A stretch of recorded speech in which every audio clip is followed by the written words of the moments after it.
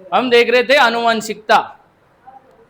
आनुवंशिकता क्या है? तो हमने बात की कि माता पिता के जो लक्षण है अपनी संतान में आते हैं उसे आनुवंशिकता कहते हैं। और ये किस रूप से आते हैं? तो गुणसूत्रों के रूप में, जीन के रूप में एक पीढ़ी से दूसरी पीढ़ी पर स्थानांतरित होते हैं। आनुवंशिकता के जनक कौन है? ग्रेगर जॉन मेंडल है। इन्होंने किस पर प्रयोग किया आनुवंशिकता के लिए? मटर के पौधे पर प्रयोग किए गए। फिर हमने कहा कि मटर का जो आनुवंशिक संरचना है, जो आंतरिक संरचना है, उसको हम जीन से देखते हैं, उसको हम जीनोटाइप कहते हैं या जीन प्रारूप कहते हैं। और जो बाहर से लक्षण देखते हैं, बाहर से जो दिखाई देता कोई मटर का पौधा, उसको हम फिनोटाइप कहते हैं। उसको हम क्या कहा? फिनोटाइप का या दृश्य प्रारूप। फिर हमने पहली विधि एकल संकरण वाली देख ली थी। मेंडल ने मटर के पौधे में केवल एक ही लक्षण का प्रयोग किया। कौन सा लक्षण वाला? ऊंचाई। मेंडल ने एकल संकरण में क्या किया? एक लक्षण लिया। एकल संकरण में क्या किया? एक ही लक्षण लिया। कौन सा लक्षण लिया? ऊंचाई वाला। ऊंचाई में या तो कैसा होगा? लंबा होगा और या बोना होगा। ऊंचाई ले ली, एक तो लंबा है और एक है बोना। एक ही लक्षण लिया, दो प्रकार के, एक लंबे और बोने का संकरण कराया। तो इसके बाद जो प्रथम पीढ़ी में जो सभी पौधे प्राप्त हुए वो कैसे हुए? संकर लंबे हुए। और इसके बाद द्वितीय पीढ़ी में जब इनका संकरण कराया गया तब एक शुद्ध लंबा, एक तो शुद्ध लंबा प्राप्त हुआ और दो संकर लंबा और एक बोना पौधा हमें प्राप्त हुआ। इस आधार पर 3:1 में लक्षण हमें नजर आए। तो फिनोटाइप क्या था? एकल संकरण का 3:1। ये कल वाला प्रोसेस वापस बताऊं या है? सबको ही ध्यान है? ठीक है। तो ये एकल संकरण था। एकल संकरण को हमने देख लिया। जब विपरीत लक्षणों वाले शुद्ध नस्ल के पौधों के बीच संकरण कराया जाता तो एकल संकरण कहते हैं। इसमें केवल एक ही लक्षण लेते हैं। जैसे पौधे की हमने लंबाई ली, जिसमें अपने लंबा और बोना किया। ठीक है। इसके लिए लंबे के लिए कैपिटल टी और बोने के लिए स्मॉल टी का प्रयोग किसने किया? मेंडल ने किया। और फिर पहली पीढ़ी में तो सभी लंबे हुए प्रभावी लक्षण, और दूसरी पीढ़ी में 3:1 में प्राप्त हुआ। अब देखेंगे मेंडल का द्विसंकरण। द्वि मतलब दो लक्षण लेंगे। कितने लक्षण लेंगे? दो। मेंडल मटर के पौधे का परीक्षण कर रहा था तो उसने देखा कि एक इसने लिया बीज की आकृति कैसी है। पहला लक्षण लिया बीज की आकृति कैसे। तो उन्होंने देखा कि कुछ बीज तो ऐसे थे जो गोल गोल थे। मटर देखा आपने?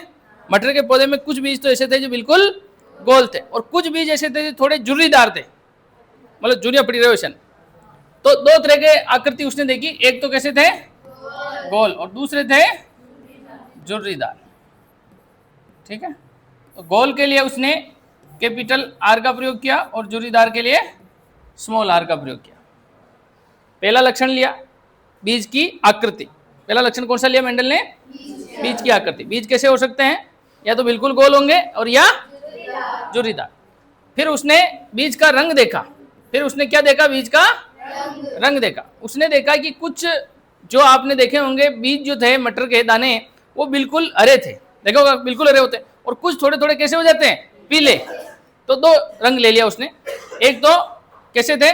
पीला, और एक था हरा।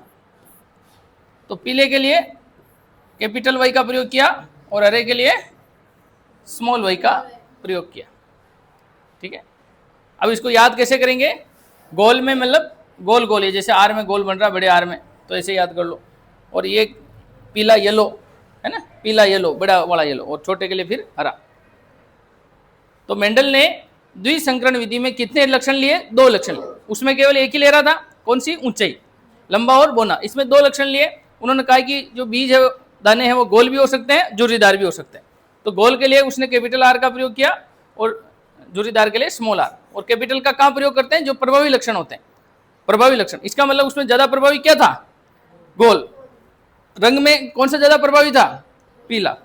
तो इस आधार पर उसने इन दोनों में कैपिटल का प्रयोग किया, इसमें स्मॉल का प्रयोग किया गया। यहां तक किसी को दिक्कत है? नहीं है?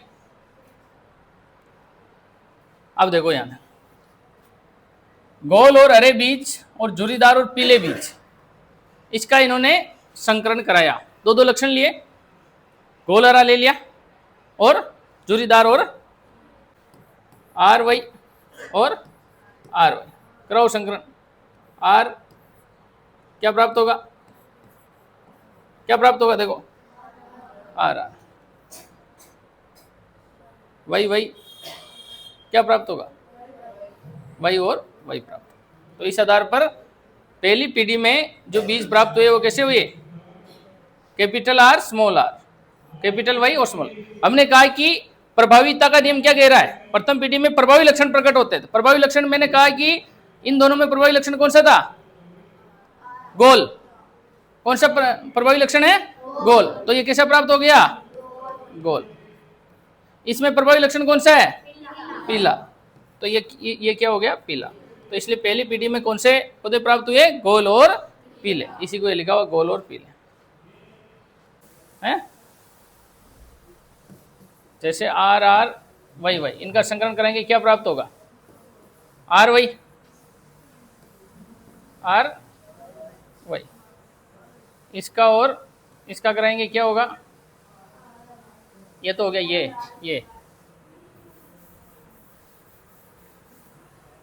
शुरू से देखो एक बार, आर इसको और इससे कराया क्या प्राप्त हुआ, आर और कैपिटल वाई। इसको और इसको किया, आर और स्मॉल वाई। इसको और इसको किया, आर और कैपिटल वाई। इसको और इसको किया, आर और स्मॉल वाई। ठीक है। देखो द्विसंकरण में कितने लक्षण लेंगे, दो। पहला तो आकृति, आकृति के लिए क्या प्रयोग किया अपने, गोल और झुर्रीदार। गोल के लिए कैपिटल आर, झुर्रीदार के लिए स्मॉल आर, रंग के लिए पीला और हरा, पीले के लिए और इसके लिए स्मॉल वाई। ये द्विसंकरण कराया अपन ने, द्वितीय पीढ़ी का अपन देख रहे थे। द्वितीय पीढ़ी में पहला हमें प्राप्त हुआ ये बीज, देखो आर आर वाई और वाई, क्या प्राप्त हुआ, आर आर वाई वाई।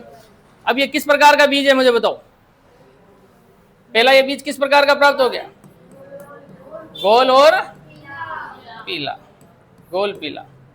फिर एक और हो जाएगा गोल और हरा, एक हो जाएगा झुर्रीदार और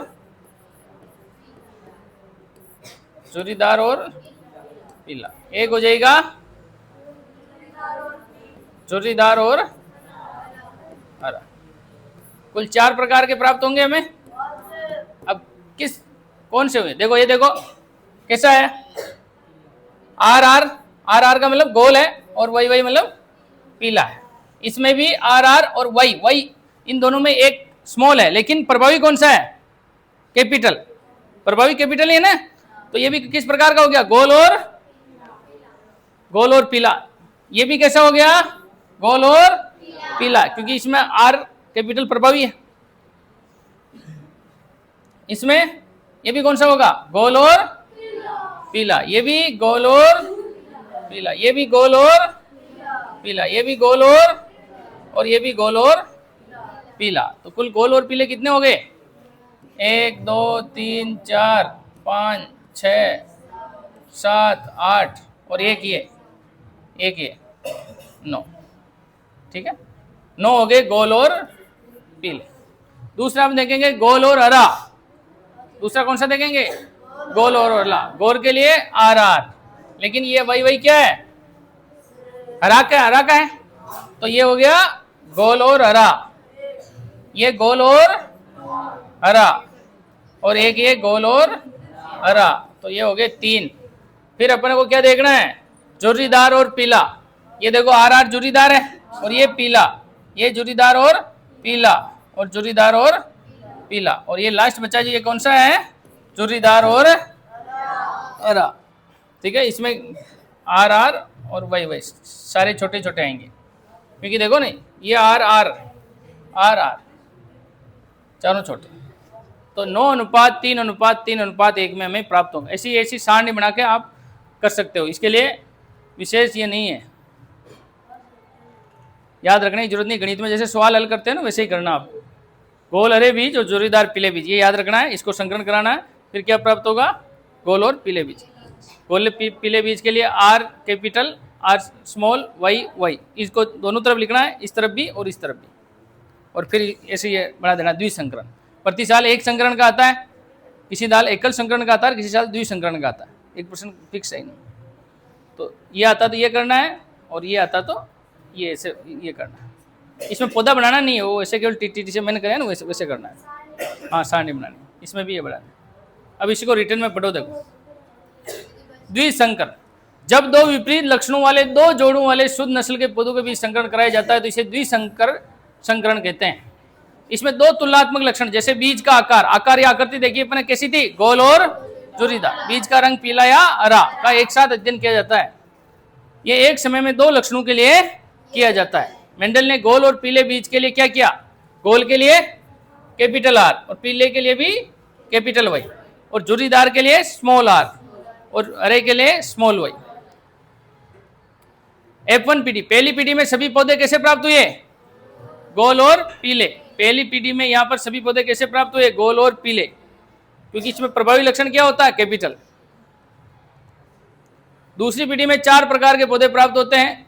पहला अपने गोल पीला देखा, फिर गोल हरा, जोरीदार पीला, जोरीदार हरा। इसका अनुपात क्या था, 9:3:3:3:1। ये छोटे प्रश्न में 1 नंबर में आता है, एबीसीडी में भी आता है बहुत बार और खालिस्तान में भी आता है।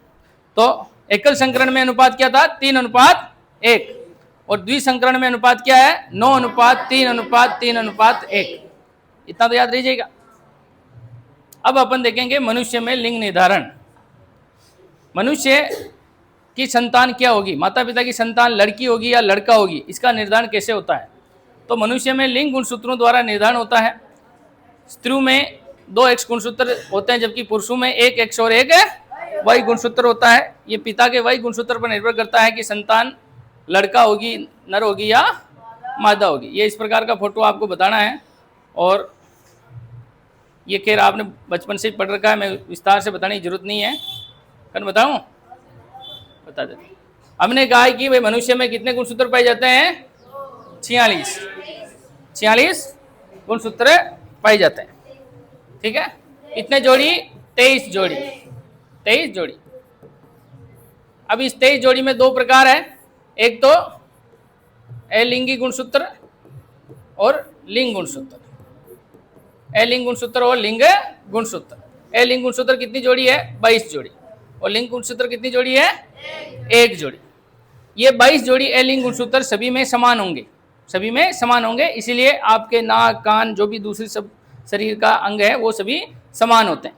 जबकि लिंग गुणसूत्र अलग अलग होता है, इसलिए नर और मादा का अंतर होता है।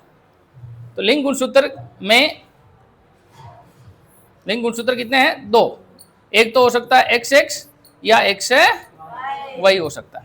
जो XX होगा वो क्या होगी, लड़की, और XY है तो वो हो जाएगा लड़का। अब ये किस प्रकार होता है, ये देर का है। वैसे ये अपन ने देखा था मादा है, मादा में क्या था, अंडाणु, और इधर अपन ने नर देखा, नर में क्या देखा, शुक्राणु। ठीक है, ये तो हो गया नर युग्मक और ये मादा युग्मक।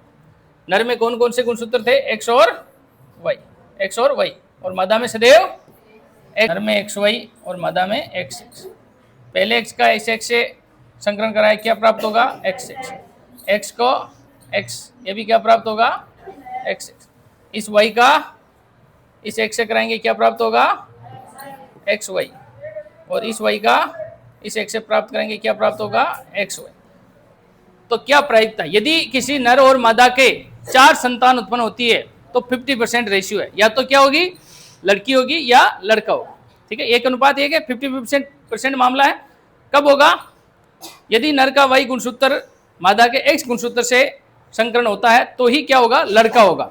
बाकी यदि नर का भी X गुणसूत्र होता है और मादा का भी X गुणसूत्र होता है तो क्या प्राप्त होगी, लड़की प्राप्त होगी। तो इसमें कौन सा गुणसूत्र काम आता है, नर वाला गुणसूत्र ही निर्धारण करता है कि लड़का होगी या लड़की होगी। ये इस प्रकार दिखा हुआ है, ये X और Y नर में, और इधर मादा में केवल X है। दोनों का संकरण होगा तो क्या होगा, यदि XX प्राप्त होता है, नर का भी X और मादा का भी X, तब तो क्या होगी, मादा होगी, लड़की होगी। और यदि नर का वाई और मादा का एक्स गुणसूत्र काम आता है तब कौन सा होगा, एक्स और वाई, तब क्या होगा, नर होता है, लड़का होगा। कोई दिक्कत? नर में कौन सा गुणसूत्र, एक्स वाई, और मादा में एक्स एक्स। दोनों को इस प्रकार डायग्राम बनाना है। इसमें आता ये भी चित्र आता, अभी भी 1 नंबर में चित्र आया था, तो चित्र बनाने में कोई नहीं, ऐसे ही बना देना है ना। ऐसे मनुष्य का फोटो नहीं बनाना आपको, तो सीधे नर लिख देना, नर और मादा, और फिर उसका हाँ उस एक्स एक्स, और एक तरफ तो मादा की तरफ एक्स एक्स और नर की तरफ वही वही, और उनको ऐसे संकलन करा देना। आनुवंशिक लक्षण और उपार्जित लक्षण। आनुवंशिक मतलब पीढ़ी दर पीढ़ी आगे से आगे बढ़ते हैं, वे लक्षण जो जीन के माध्यम से एक पीढ़ी से दूसरी पीढ़ी में जाते हैं, जैसे आंखों का रंग, ये आनुवंशिक लक्षण है। आपके माता पिता से आप में आए हैं, वो आनुवंशिक लक्षण है, ठीक है। उपार्जित वे लक्षण जो जीवन काल के दौरान अनुभव या पर्यावरण के प्रभाव से प्राप्त होते हैं और अगली पीढ़ी में स्थानांतरित नहीं होते, जैसे किसी के द्वारा सीखी गई कोई कला या शारीरिक चोट का निशान, बाद में यहाँ पर कुछ शारीरिक चोट लग गई तो वो अगली पीढ़ी में नहीं जाएगी, या आपने कोई कला सीखी है वो अगली पीढ़ी में नहीं जाएगी, उसको हम कहेंगे उपार्जित लक्षण। और जो ऐसे लक्षण जो जीन द्वारा एक पीढ़ी से दूसरी पीढ़ी में जाते हैं उसे हम कहेंगे आनुवंशिक लक्षण। ये